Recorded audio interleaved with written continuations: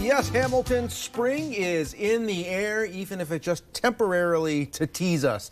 And of course, with things happening in the spring and of course our wonderful weather can only mean that things are also happening in our local politics.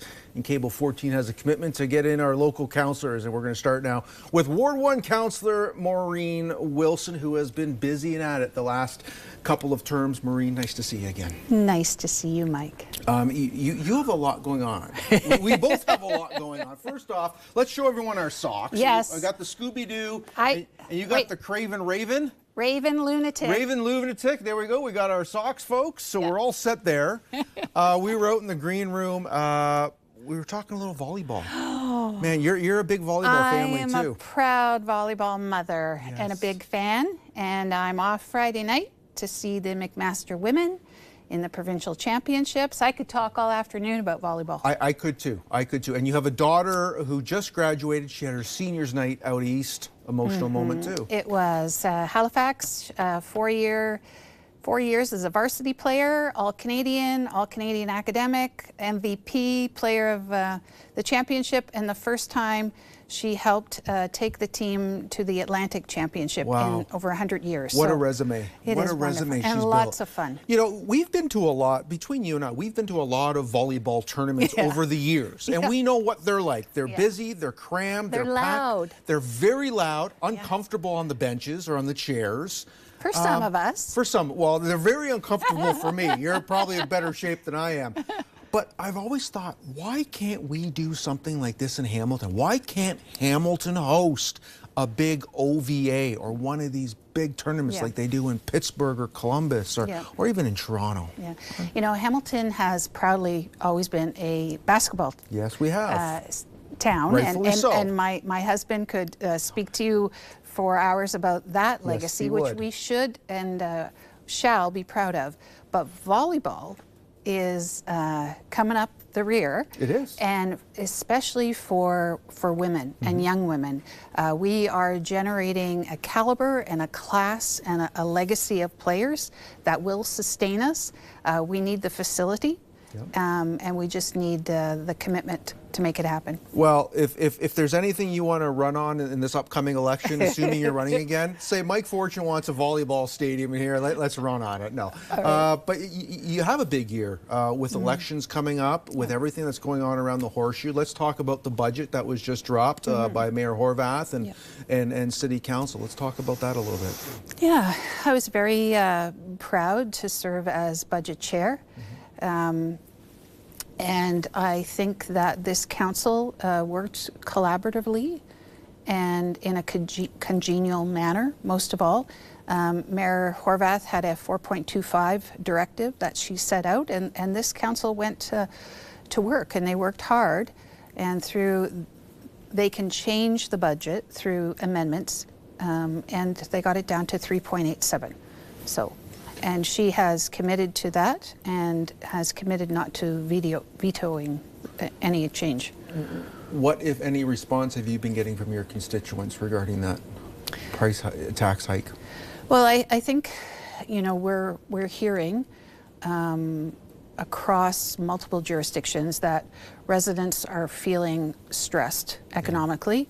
There's a lot of uncertainty as a consequence of changing geopolitical and economic partnerships. They are sensitive to affordability. We know people's incomes are not rising as quickly as some of the costs brought by tariffs and the like, and decreasing productivity. So I think all members of council are committed. And I think more importantly, we have to be committed to ensuring when you pay your taxes, there should be value ascribed to that. So value for your dollars. And I think everybody was very sensitive to that. Yeah, and rightfully so. And when we look at this type of year that we've just had with our winter, our thawing, our cold, of course, we know potholes are everywhere. That is going to be high on the priority list, I'm assuming, this spring for all wards to ensure that their streets are safer and paved and looked after properly? Yeah, as I like to say, for many residents, and maybe for all residents, it's just fix the darn roads. That's a legacy, Mike. I've been very forthcoming, and that's our condition of our roads, unacceptable. particularly in the lower city, but it is a consequence of choices, of past choices, yes, of underinvesting in our infrastructure. If you're not tucking away enough money every year and you're coming in below inflation and you are an older city, post-industrial city, what do you think is going to happen? And the chickens have come home to roost, and our core assets are deteriorating. This council, to its credit, has said enough. We have to put enough money aside in our capital and attend to those core assets. It's going to take a while to catch up. Of course it will. I know downtown's rough, even on the West Mountain now. There's potholes where I never used to see them before. Yep. But let's say with streets, we're also looking at the Main Street two-way conversion. When can we expect to see, for it to start, and what will the process, and when do you think it will end? That has been a commitment of this council, driven by clear and present safety issues.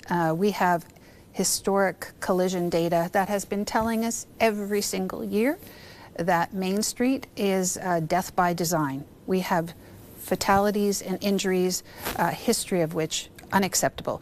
The conversion of Main Street in the early 1960s was to be a pilot project. And the residents in the lower city, 900 small business people, signed a petition and said, do not do this. You are going to harm our neighborhoods, you are going to put our children and our families at risk, and you are going to kill our small business. They were right. That will, and time will tell which will happen there. Another big topic and that work is to begin this year. And it will begin this year. We've also had a lot of water main breaks again. Yes. I know Charlton Avenue West also had that fate happen to. Where are we looking with that aging infrastructure? Yes, so we have had to increase our water rates. Your water rates are tied to all the underground water system. Yep. And so in Hamilton, we had some of the lowest rates in the province. That is not a badge of honor. It's not a badge of honor. It's catching up to us. Because it's catching up, and we have water mains that are in excess of 100 years of age. So when it starts to affect people in terms of driving over a pothole, and now they have a deductible and they're out hundreds, if not thousands of dollars, if their basement is getting flooded, if their life is just inconvenienced from the magnitude of our crumbling infrastructure, that's not affordability, and that's not financially responsible. So again, we're having to increase those water rates gradually every year in a commitment to do better. Our time's wrapped up. Oh. I'm being told we got to go. No. We talk so much. Can we talk about volleyball again? Yeah, let's do that. No, but listen, if people want to know more about Maureen Wilson, what's happening on in Ward 1, I should say, and throughout the city, they can hop onto your website, right? MaureenWilson.ca. It's a bestseller in New York Times. Don't miss it. Councillor, always a pleasure having you in. Thank you for the work that you're doing for our city and for your constituents.